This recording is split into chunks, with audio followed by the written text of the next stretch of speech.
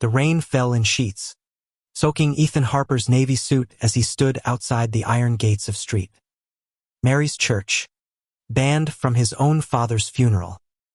He was 30, but the weight of rejection made him feel ancient. His heart a bruise that pulsed with every memory of his father's voice calling him a disgrace. 3 hours ago, his mother had barred him from entering. Her words sharp as a blade. "You're not welcome here, Ethan, not after what you've done to this family." Ethan's crime. Loving Caleb Ruiz, the man who now stood beside him under a shared umbrella. His warm brown eyes steady despite the storm. They'd met 2 years ago at a San Francisco bookstore, where Caleb's laugh over a spilled coffee had unraveled Ethan's guarded heart. But today, in this small coastal town of Half Moon Bay, love felt like a wound Ethan couldn't stop picking. "I should have known she'd do this," Ethan muttered, his breath visible in the cold. Dad's gone, and she's still fighting his battles. His father, Robert Harper, had been a Titanic real estate mogul whose empire spanned California's coastline. He'd built a legacy of wealth but left Ethan with scars, years of silence after Ethan came out at 18, followed by a decade of estrangement. Now, Robert was dead, and Ethan was shut out again. Caleb squeezed his hand.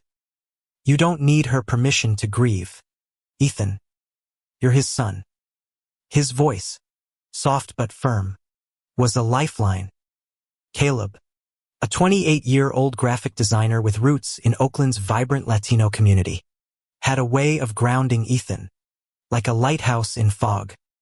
But even Caleb couldn't erase the sting of Margaret Harper's glare from across the churchyard, her black dress stark against the gray sky. Inside, the service began. Organ music drifted through the rain, and Ethan imagined the pews filled with his father's colleagues, none of whom knew the real Robert, the man who'd once thrown Ethan's journals into a fire after finding love poems to a high school boyfriend. Ethan's chest tightened. He'd come to say goodbye, not to beg for entry. Yet here he was, locked out, a stranger to his own blood. "Let's go," Ethan said, turning away. This was a mistake. Caleb didn't move. "You sure? We drove 3 hours for this. You wanted closure." "Closure?" Ethan laughed bitterly. "There's no closure when your family writes you off for being yourself." Before Caleb could reply, a sleek black car pulled up beside them. The window rolled down, revealing a woman in her 50s with sharp cheekbones and a no-nonsense stare. "Ethan Harper?" she asked, her voice cutting through the rain. He nodded, wary. "Who are you?" "Lydia Chen, your father's lawyer." She stepped out, unfazed by the downpour, and handed him a sealed envelope. "This is for you. From Robert's will. The reading is tomorrow in San Francisco, at his estate. Be there." Ethan stared at the envelope, his name scrawled in his father's unmistakable script. His pulse quickened. "Why me? He hasn't spoken to me in years." Lydia's eyes softened. "Just a fraction. You'll want to be there, Ethan. Trust me." As she drove off, Ethan tore open the envelope. Inside was a single page, typed, with a handwritten note at the bottom. "Ethan, I was wrong. Come home." The words hit like a punch, stealing his breath. Was this a trick? A final cruelty? Or something else entirely? Caleb read over his shoulder, his voice barely a whisper. "He wrote to you. After all this time." Ethan's hands shook. Why now? What does he want? The questions burned, but the rain was no place for answers. They drove back to their small apartment in San Francisco's Mission District, the envelope heavy in Ethan's lap. That night, he barely slept, haunted by memories of his father's cold silence and the faint hope of those handwritten words. The next morning, They arrived at the Harper Estatia sprawling mansion overlooking the Pacific. Ethan hadn't been here since he was 17, when his father had caught him kissing a boy in the garden and sent him away. Now, stepping into the oak-paneled study, he felt like an intruder. Margaret sat at the head of the table, her face a mask of disdain. Beside her was Ethan's older sister, Claire, 35, her eyes downcast, avoiding his gaze. A handful of Robert's business partners filled the room, their suits crisp, their expressions unreadable. Lydia Chen stood, her presence commanding. "We're here to read Robert Harper's last will and testament," she began, her voice steady. "And we'll start with the primary beneficiary." Margaret leaned forward, expectant. Claire fidgeted. Ethan braced himself for disappointment. "Ethan James Harper," Lydia said, her words slicing through the room's tension. "To my son, I leave the entirety of Harper Enterprises, including all properties, assets, and controlling shares, effective immediately." The room froze. Margaret's face drained of color. "That's impossible," she hissed. "He was disowned. He's nothing to this family." Ethan's heart pounded. He glanced at Caleb, whose wide eyes mirrored his shock. "There has to be a mistake," Ethan said, his voice hoarse. "He hated me." Lydia held up a hand. "There's no mistake. Robert revised his will 6 months ago. He named you, Ethan, and included a private letter, to be read only by you." Margaret stood, her chair scraping the floor. "This is an outrage. He's not even a Harper anymore, not after he chose that lifestyle." Her words dripped venom, and Ethan flinched, the old wounds reopening. Caleb's hand found his under the table, a silent anchor. "You don't get to decide who he is," Caleb said, his voice low but fierce. "Not anymore." Lydia continued, unfazed. "There's more. Robert stipulated that Ethan must oversee the company's transition for 1 year. If he declines, the estate goes to a trust for charity." Charity. The word hung in the air. Ethan could walk away, free himself from this family's poison. But the letter, his father's letter, burned in his mind. I was wrong. What did it mean? As the meeting adjourned, Margaret stormed out, vowing to contest the will. Claire lingered, her eyes meeting Ethan's for the first time. "I didn't know," she whispered. "I'm sorry." Then she was gone, leaving Ethan with more questions than answers. That night, in their apartment, Ethan opened the letter.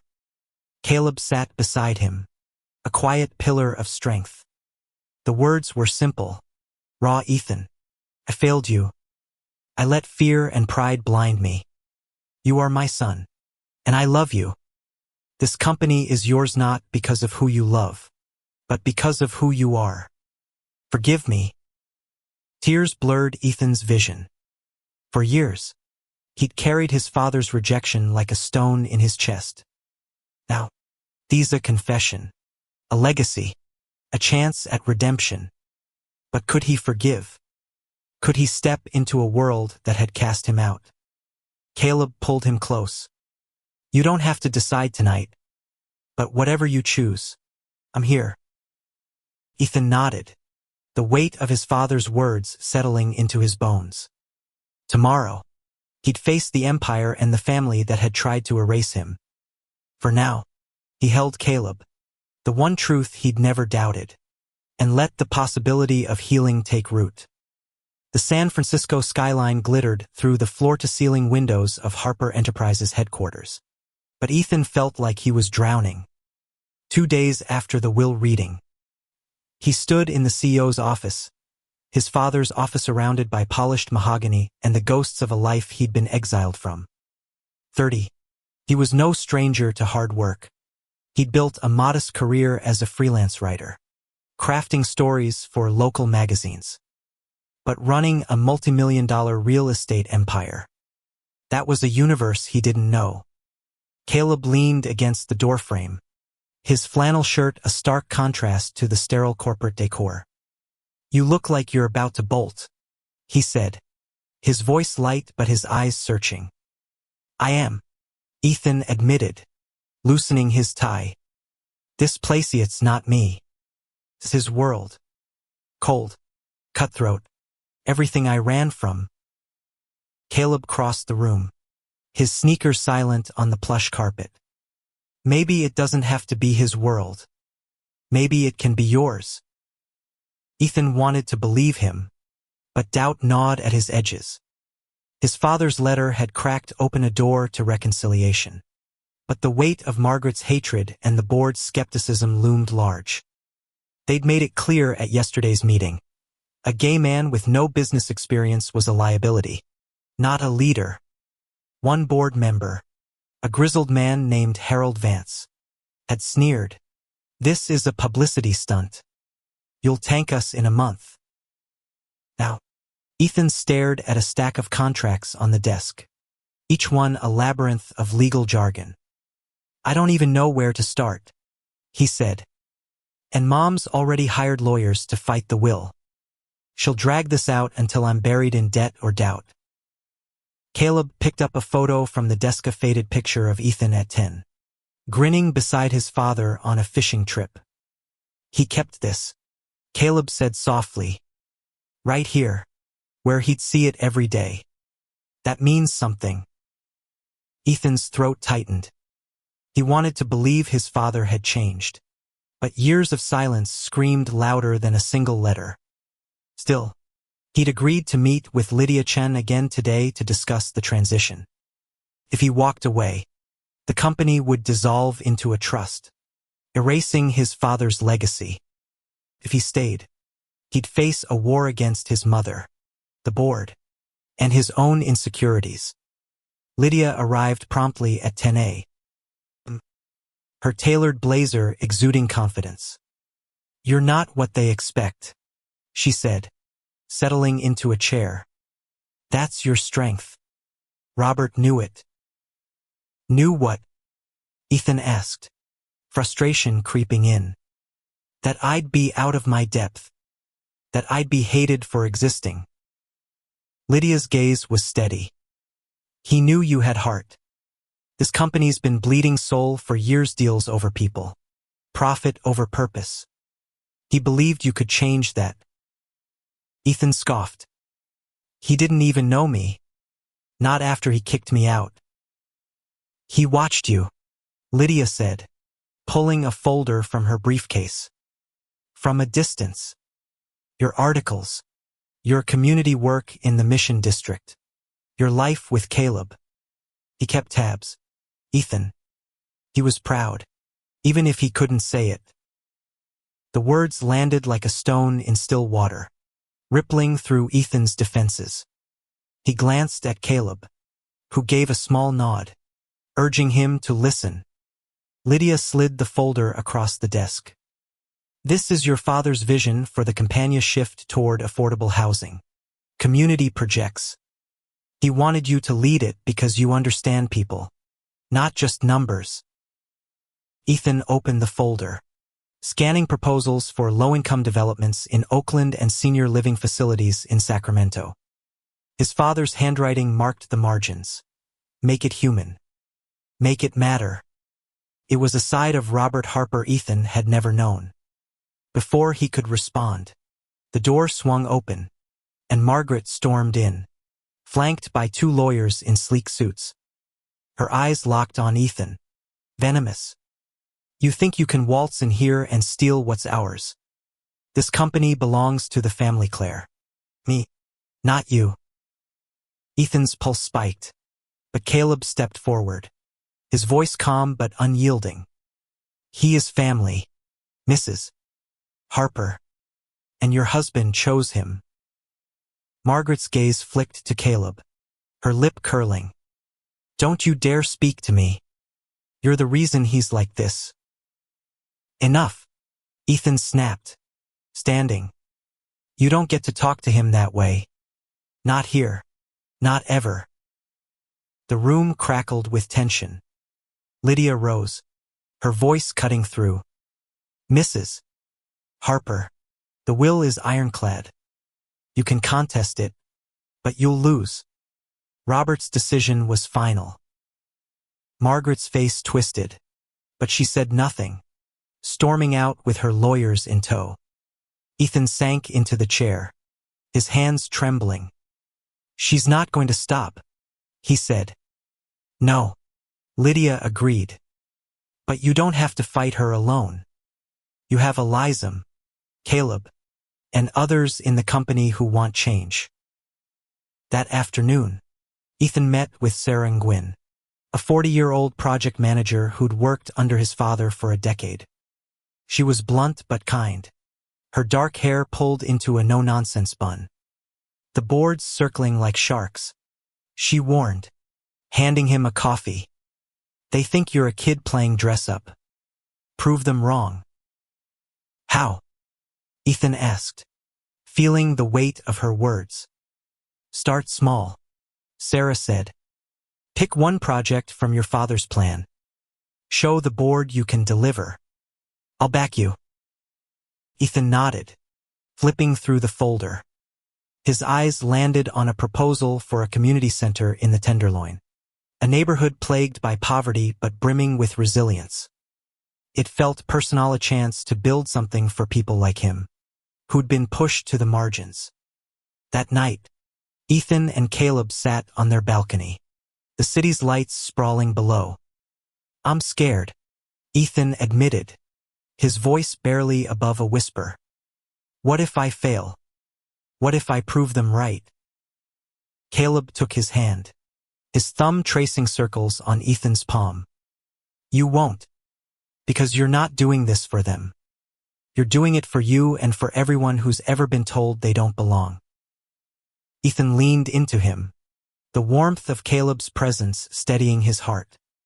Tomorrow, he'd pitch the community center to the board. It was a risk, but for the first time, he felt a spark of purpose. His father's legacy wasn't just money or power, it was a chance to rewrite the story of who Ethan Harper could be. The boardroom smelled of polished wood and old money, a stark contrast to the vibrant chaos of the Tenderloin Ethan had visited that morning.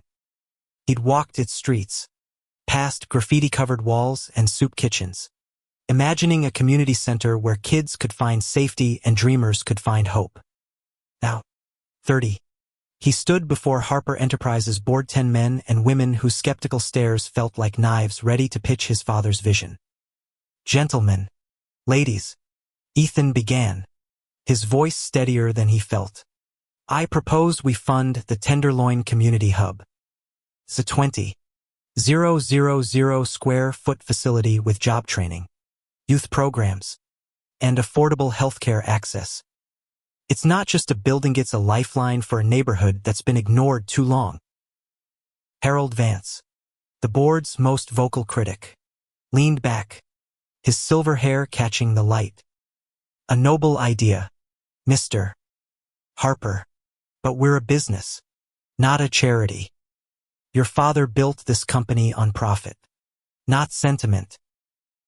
Ethan's jaw tightened.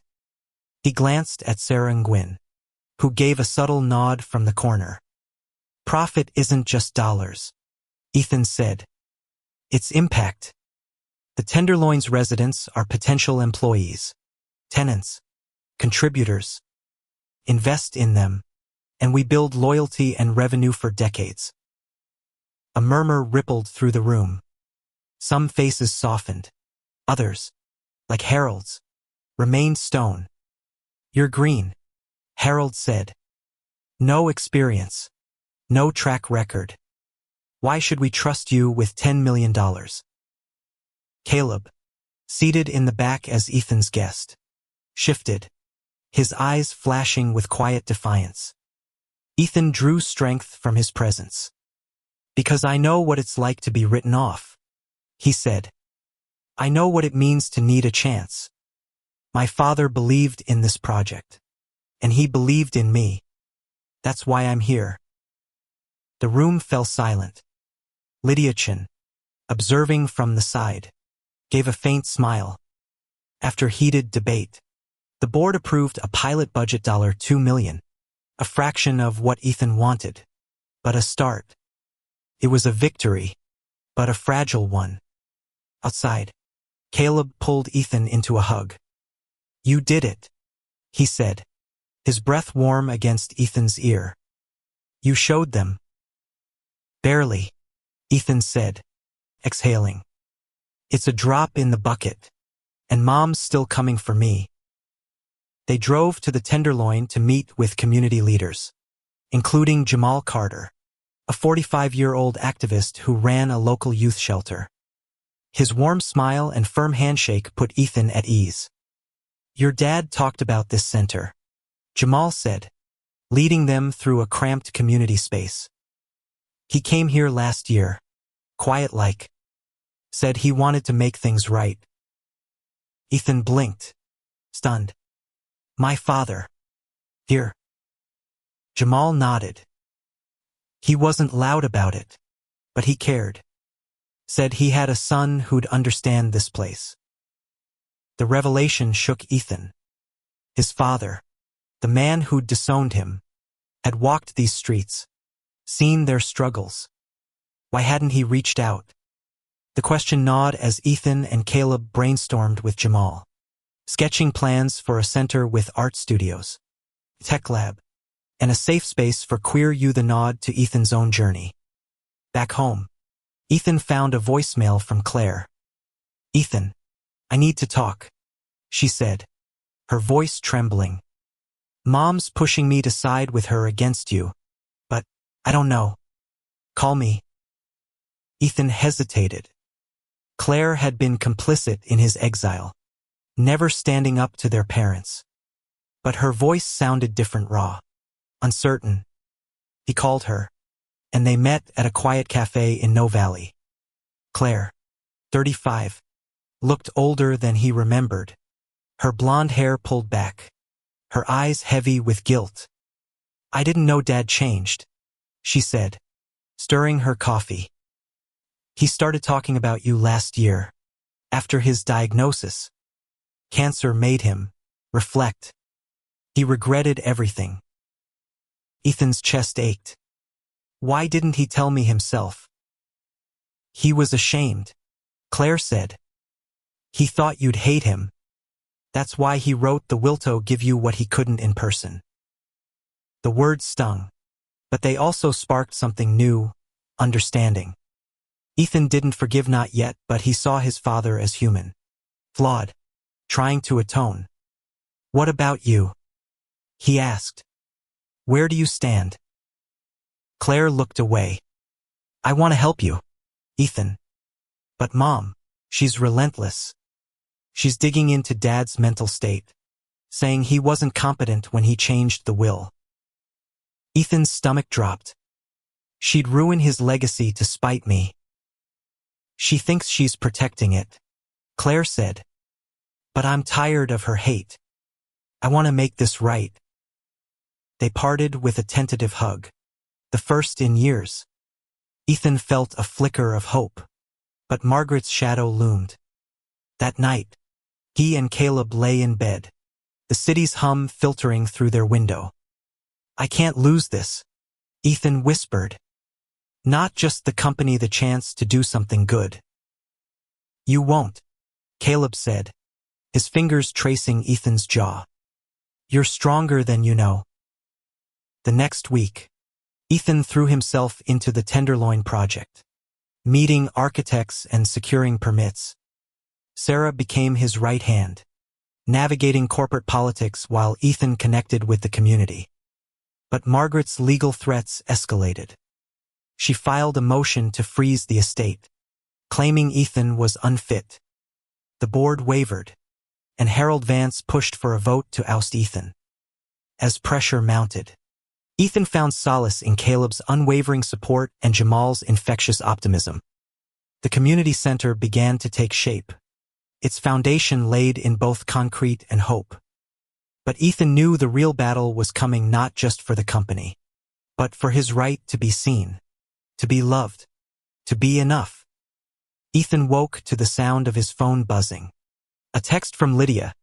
Emergency board meeting tomorrow. Harold's pushing to remove you. Be ready. His heart sank. 30. He'd faced rejection before his mother's scorn. His father's silence, but this felt different.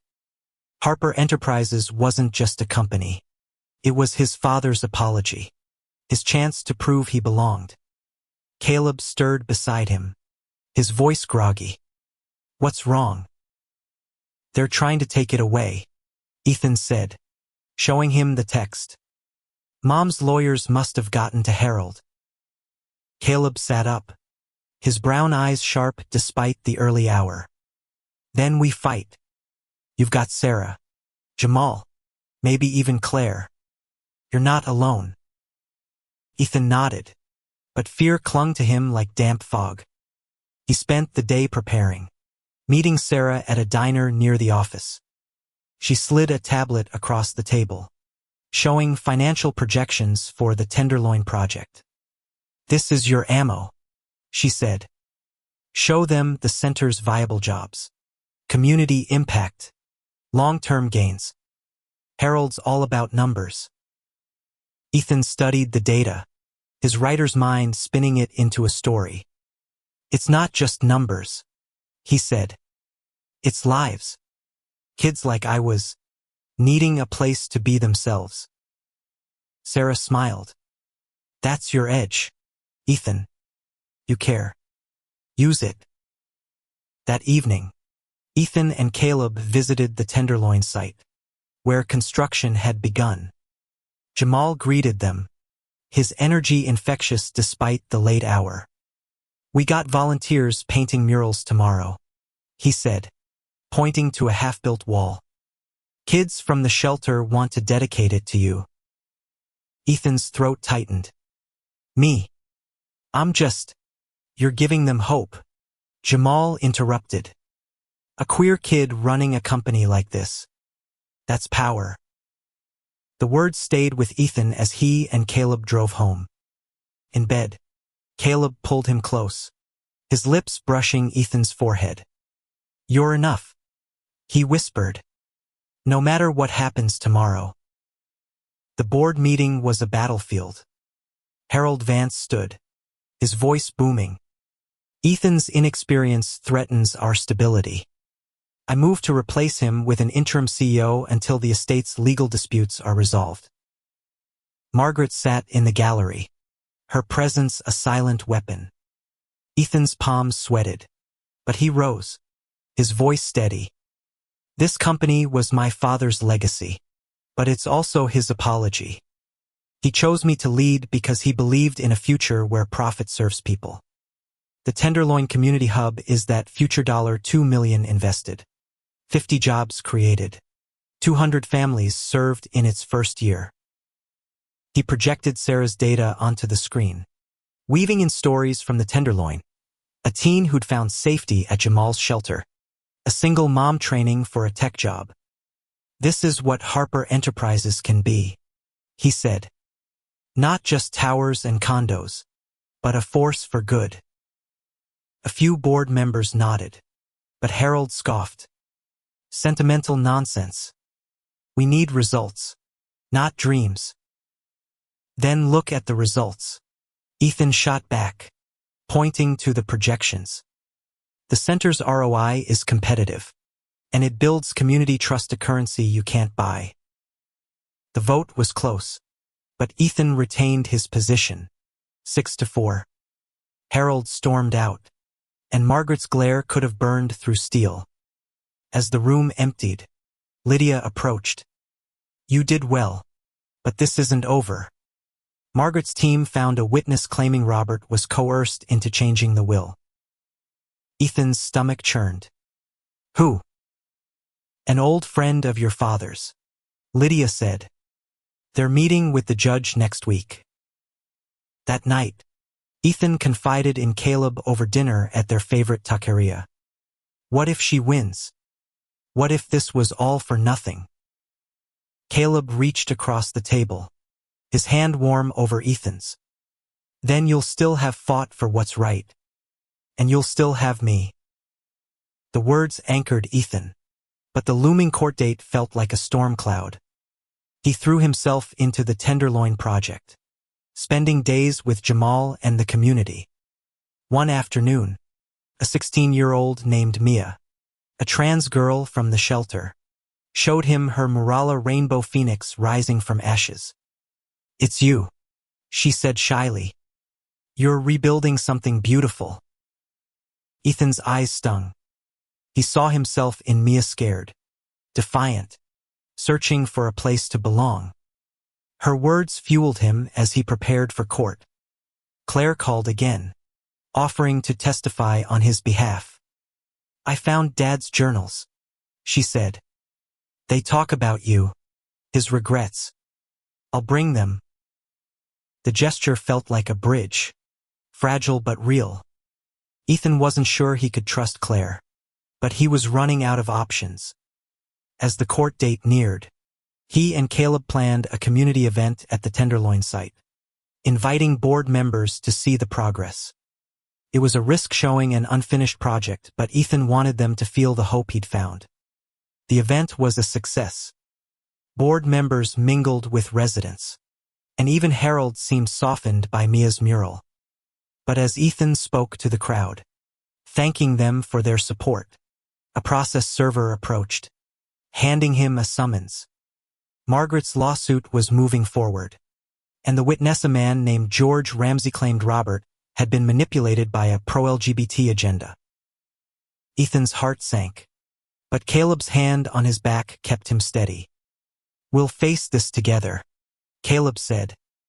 "Always." As they drove home, Ethan clutched his father's letter. His words a lifeline: "You are my son, and I love you." He didn't know if he could win, but he knew he'd fight for his father's truth, for the community, for the love that had carried him this far. The courtroom in San Francisco's Civic Center was cold, its marble walls echoing with the weight of Margaret's accusations. Ethan, 30, sat beside Lydia Chin, his suit feeling like armor he wasn't sure he could carry. Across the aisle, Margaret's eyes bored into him, her face a fortress of resentment. Caleb sat in the gallery, his presence a quiet strength. But Ethan's nerves churned as the judge called the session to order. Margaret's lawyer, a slick man named Victor Lang, opened with a salvo. Robert Harper was under duress when he revised his will. He declared, "George Ramsey, a trusted friend, will testify that Robert was coerced by external pressures, including his son's lifestyle choices." Ethan's fists clenched. Lifestyle choices. The phrase reduced his love for Caleb to a cheap headline. Lydia leaned close, whispering, "Stay calm. We've got this." George Ramsey took the stand, a heavy-set man in his 60s with a gruff demeanor. He claimed Robert had confided in him about feeling manipulated by activists to include Ethan in the will. He was sick, vulnerable, George said. He didn't mean to give the company to someone like Ethan. The word stung, but Ethan's anger flared when Victor presented a doctored email, allegedly from Robert, expressing regret over the will change. Lydia objected, citing inconsistencies, but the damage was done. The judge's brow furrowed. During a recess, Ethan found Caleb in the hallway, his face pale. "They're lying," Caleb said, his voice tight. "Your dad's letter wasn't coerced. It was real." "I know," Ethan said, but doubt crept in. Had his father truly changed? Or was this a final manipulation? Claire arrived, clutching a leather-bound journal. "Dad's words," she said, handing it to Lydia. "He wrote about you, Ethan. He was clear-headed, regretful. He meant every word of the will." Lydia skimmed the journal, her eyes lighting up. "This is gold. It's dated. Detailed proof he wasn't coerced." When the hearing resumed, Lydia presented the journal, reading passages aloud. I've lost Ethan to my own pride. He's the best of me, brave, honest. The company is his, not because of guilt, but because he'll make it mean something. The courtroom fell silent, the words carrying a weight that even Victor couldn't dismiss. George faltered under cross-examination, admitting he hadn't seen Robert in months before the will change. The judge postponed a ruling, but Ethan felt a spark of hope. As they left, Claire touched his arm. I'm sorry I didn't fight for you sooner, she said. I'm here now. Ethan nodded, the rift between them softening. That night, he and Caleb hosted a small gathering at their apartment, inviting Jamal, Sarah, and Mia from the Tenderloin. Mia brought a sketch of the community center's mural, now nearly complete. It's called Rise, she said, her voice shy but proud. Because that's what you're doing. Ethan's eyes welled up. He saw his father's legacy not in skyscrapers, but in this people coming together, building something new. Caleb raised a glass, his smile warm. To Ethan, who's proving them all wrong. The next day, Ethan returned to the Tenderloin site, where volunteers were installing windows. Sarah pulled him aside.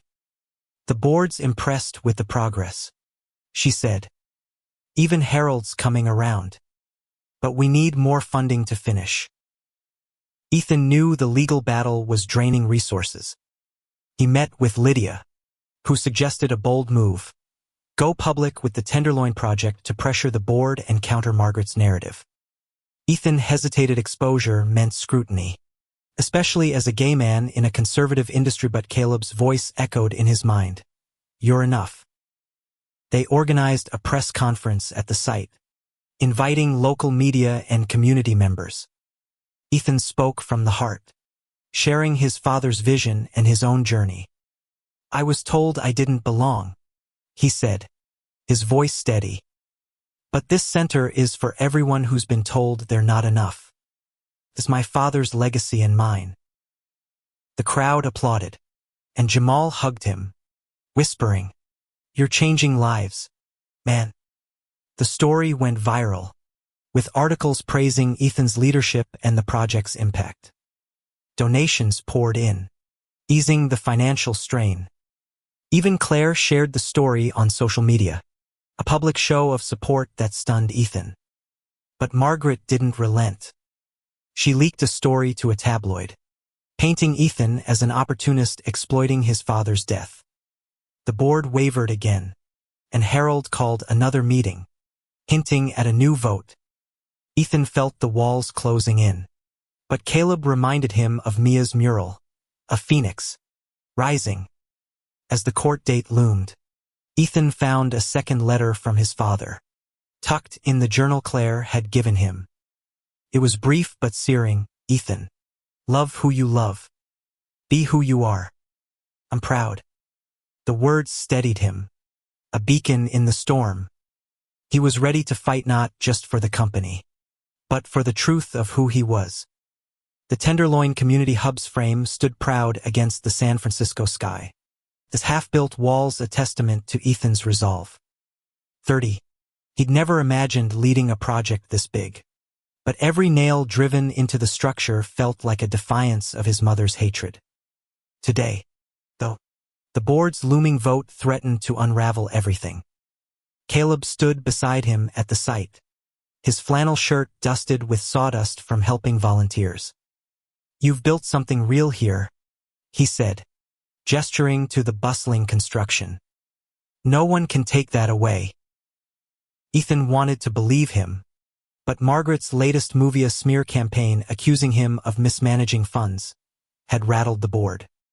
Harold Vance was rallying support for a vote to suspend Ethan's leadership until the lawsuit was settled. They're scared, Sarah Nguyen told Ethan over coffee. The press loves you, but Harold's spinning this as reckless spending. Ethan's stomach nodded. He'd been transparent about every dollar. But fear was a powerful weapon. He met with Jamal, who suggested a community rally to show the board the project's impact. Let them see the people you're fighting for, Jamal said. Not just numbers faces.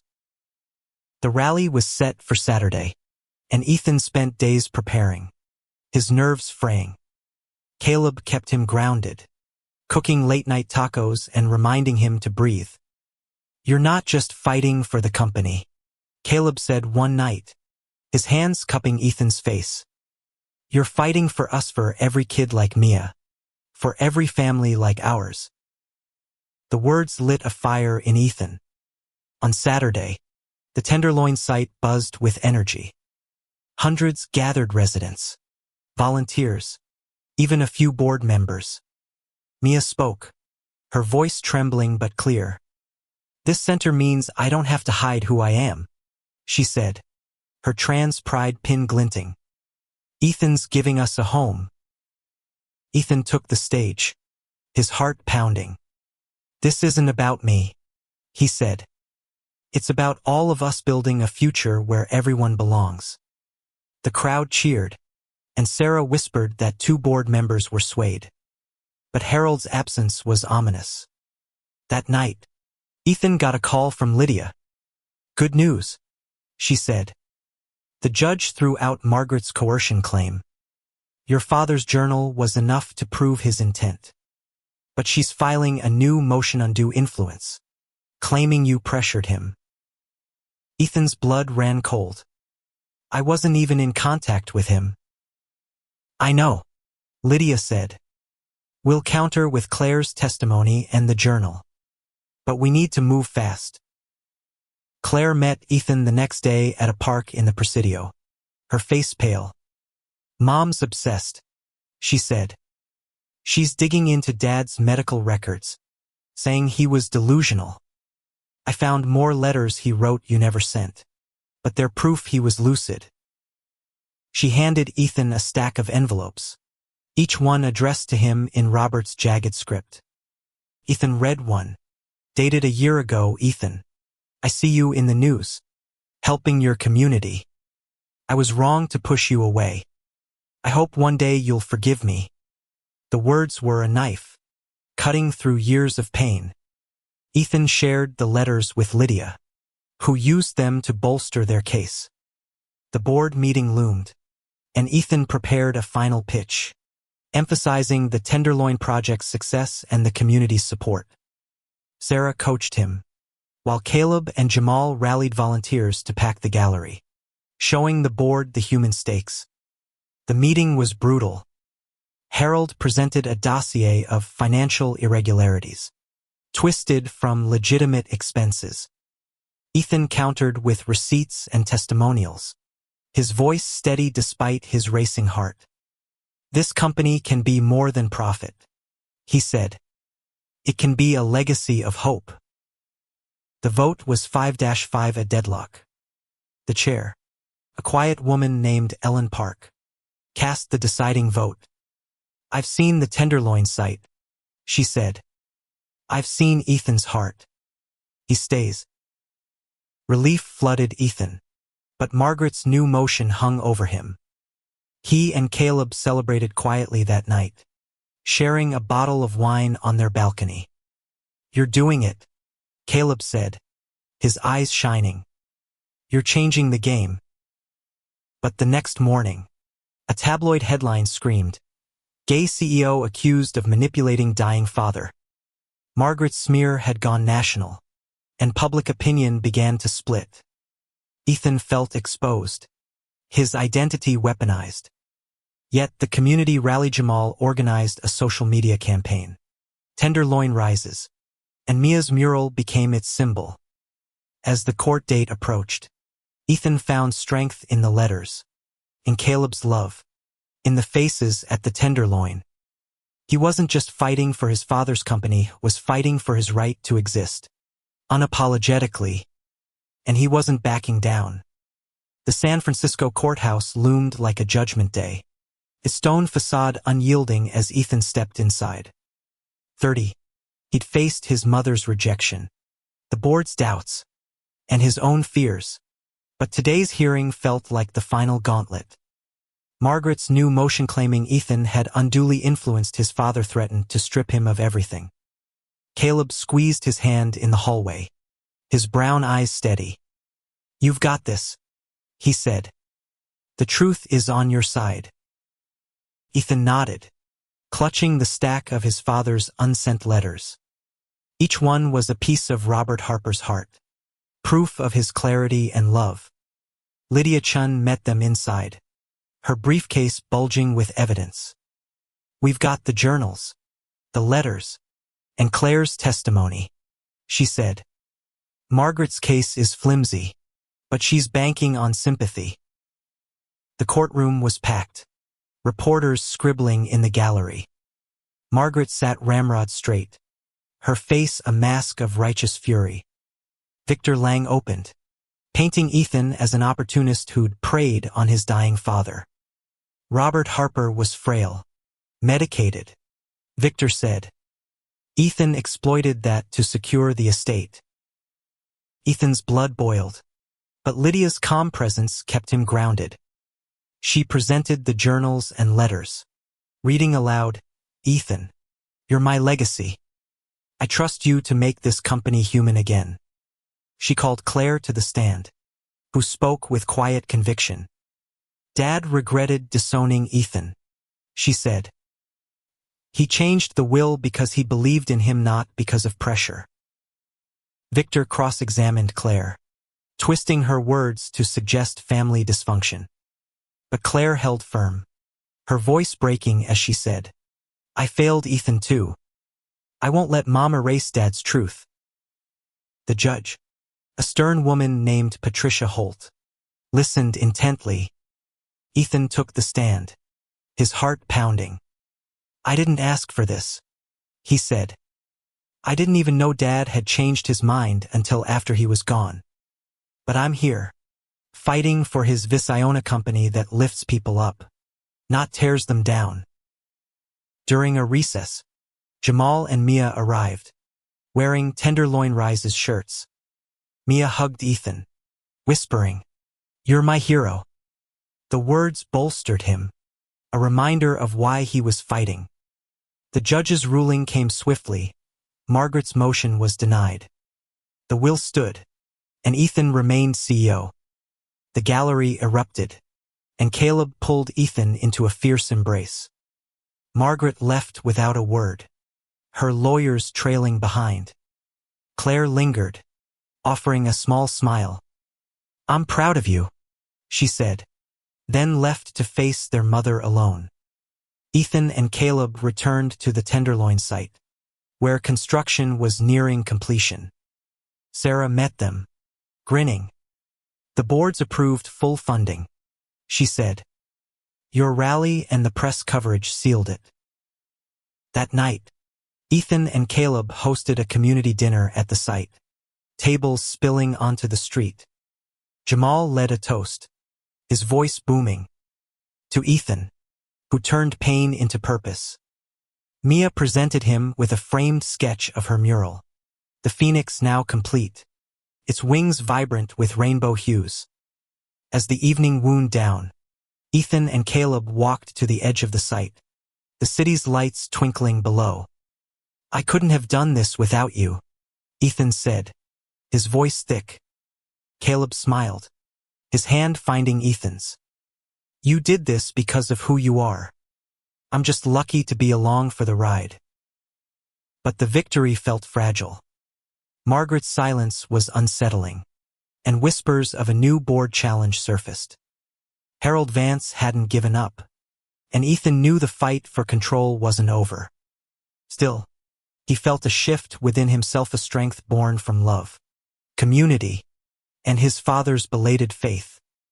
The next day, Ethan found a final letter from Robert, hidden in the journal's back cover. It was dated days before his death. "Ethan, I wish I'd been braver. Led with your heart. Stronger than I ever was." Tears fell as Ethan read, the words a balm to old wounds.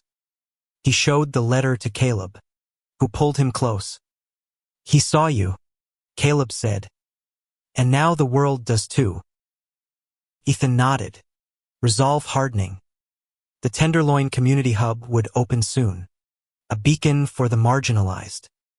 But beyond that, Ethan saw a bigger fight, reshaping Harper Enterprises into a force for good, proving that love and identity were strengths, not weaknesses. He was ready for the board, for Margaret, for whatever came next. The Tenderloin Community Hub's grand opening was a week away, and Ethan, now 30, felt the weight of every decision. The building gleamed glass walls reflecting the San Francisco sun, murals bursting with color, but inside, Ethan wrestled with doubt. The board's approval was a win, but Harold Vance's quiet maneuvering hinted at a new threat. Caleb noticed Ethan's tension over breakfast. His brow furrowed as he scanned budget reports. "You're carrying the world again," Caleb said, sliding a plate of pancakes across the table. "Talk to me." Ethan sighed. "Harold's meeting with investors behind my back. Sarah heard he's pushing for a buyout, sell the company to a conglomerate that'll gut the community projects." Caleb's jaw tightened. "He can't undo what you've built. The Tenderloin's proof you're the real deal." Ethan wanted to believe him, but the stakes were higher now. The hub wasn't just a building. It was a promise to people like Mia, Jamal, and countless others. Losing control of Harper Enterprises meant losing that promise. Sarah called an emergency meeting at the office. "Harold's got 3 board members on his side," she said, her voice urgent. "They're pitching a merger with Apex Realtia Soulless Giant. If they vote you out, the hub's funding gets slashed." Ethan's heart sank. He'd fought his mother in court, but this was a different beast, corporate greed dressed in suits. He needed allies. Claire, now tentatively supportive, agreed to meet. They sat in a quiet bar in the Castro, the rainbow flags outside a reminder of what Ethan was fighting for. "I've been talking to Mom," Claire said, her voice low. "She's not behind Harold's plan, but she's not stopping him either. She thinks you'll fail on your own." Ethan's chest ached. "Do you think I'll fail?" Claire met his eyes, her expression soft. "No. You're doing what Dad wanted, making the company mean something. I'll talk to the board. Try to sway them." Her support felt like a lifeline, but Ethan knew it wasn't enough. He and Sarah devised a plan. Present the hub's impact at the opening, inviting investors and board members to see its value firsthand. Jamal and Mia helped organize, rallying the community to share their stories. The night before the opening, Ethan found Caleb painting a sign for the hub's entrance, his hands smudged with color. "You're my rock," Ethan said, pulling him into a kiss. "I don't say it enough." Caleb grinned. "You show it every day." The opening was a triumph. Hundreds filled the hub, families, teens, activists, even Ellen Park, the board chair who'd backed Ethan. Mia led a tour, showing off the tech lab and art studio. Jamal spoke about the shelter's partnership, and Ethan closed with a speech that poured from his heart. "This hub is for everyone who's been told they don't belong," he said. "It's my father's dream and mine." The crowd roared, and Ellen approached afterward, her eyes warm.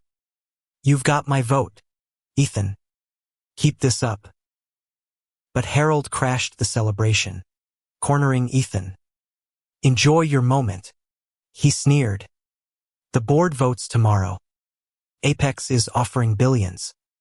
You can't compete with that." Ethan's blood ran cold, but he held Harold's gaze. "Watch me." That night, he and Caleb strategized with Sarah and Lydia. They found a loophole in the company's bylaws. Ethan, as primary beneficiary, could block a merger if he secured a majority of shareholder votes. It was a long shot. Many shareholders were loyal to Harold, but Ethan had an idea. He reached out to the community, asking for letters and videos about the hub's impact. Mia's story, shared on social media, went viral, drawing support from across the city. Jamal connected Ethan with local investors who valued community over profit. By dawn, they'd rallied enough support to challenge Harold's plan. The board meeting was electric. Harold presented Apex's offer, his voice smug. "This is security," he said. "Ethan's dreams are a gamble." Ethan stood, projecting the community's videos on the screen. Mia's face appeared, her voice clear. "This hub saved me.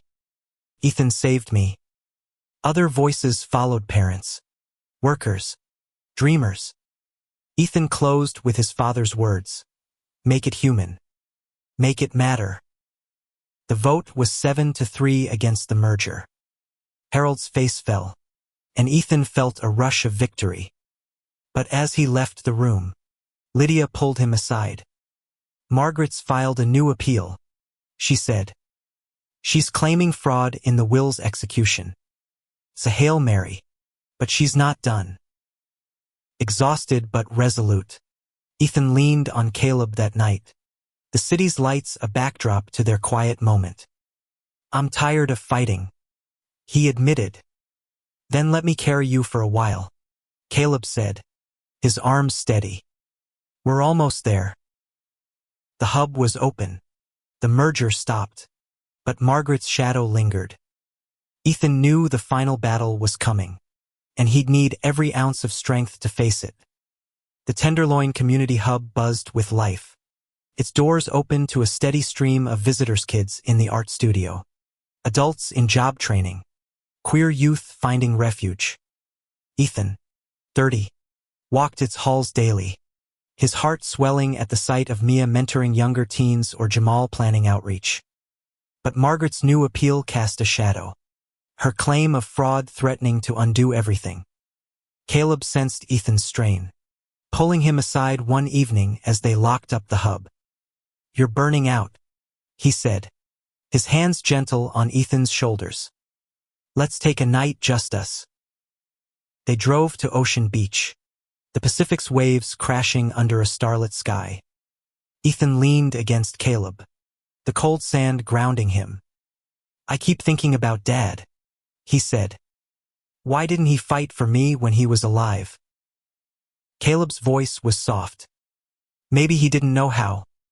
But he's fighting for you now. Through the will. Through this hub." Ethan nodded, tears pricking his eyes. Caleb's love was his anchor, steady through every storm. They kissed, the ocean's roar a reminder that some things endured. Back at the office, Lydia prepped Ethan for the appeal. "Margaret's claiming the will was forged," she said. "She's got a handwriting expert, but we've got the journals, the letters, and a new witness, your father's doctor." Dr. Rachel Kim, a calm woman in her 50s, met them the next day. "Robert was lucid until the end," she said.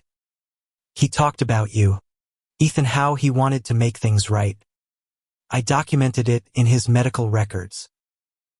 The news bolstered Ethan's resolve. He spent days rallying support, meeting with shareholders and community leaders. Sarah and Jamal organized a petition, signed by hundreds who'd benefited from the hub. Claire, now fully on Ethan's side, shared a public statement.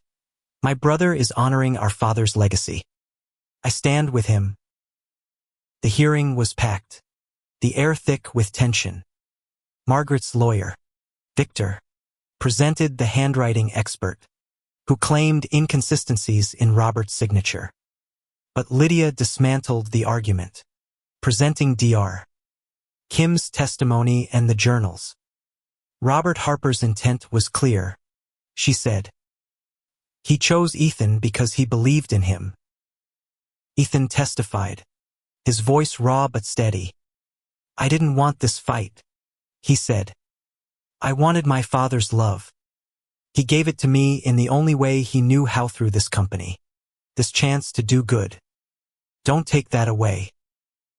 The judge's ruling was swift. The will was valid. Margaret's appeal was denied, and Ethan's position as CEO was secure. The courtroom cheered, and Caleb's arms around him felt like home. Margaret left in silence, her fight finally over. That night, the hub hosted a celebration. Mia performed a spoken-word poem about resilience, dedicating it to Ethan. Jamal announced a new scholarship fund in Robert's name, funded by the company. Sarah toasted Ethan's leadership, and Claire joined them, her presence a quiet apology for years of distance. As the party wound down, Ethan and Caleb slipped outside, the hub's lights glowing behind them. "We did it," Ethan said, his voice thick with emotion. "You did it," Caleb corrected, his smile radiant. "And you're just getting started." Ethan looked at the hub, his promise alive in every brick. He thought of his father's letters, his mother's rejection, the community's embrace. He'd fought for his place and won not just the company, but the right to be himself, unapologetically. A year after the will reading, Ethan stood at the podium of Harper Enterprises' annual gala, the San Francisco skyline sparkling through the venue's windows. 30. He'd transformed the company, steering it toward community-driven projects while maintaining profitability. The Tenderloin Community Hub was thriving, a model for similar initiatives in Oakland and Sacramento. But tonight wasn't about numbers, it was about legacy.